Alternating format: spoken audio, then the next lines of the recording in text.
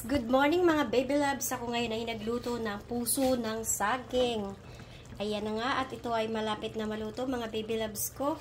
Nilagyan ko to ng ginger at lemongrass at mayroong sahog na daing. Yan, may paminta at luya bawang ginisa ko. Yan ang pagluto ng yan ang gulay ko na puso ng saging mga baby loves. Kunting minuto na lang at ito nga ay ready for serving na mga baby loves ko. Nasa video ko yan. Nabura ko pala ang aking live kanina, no?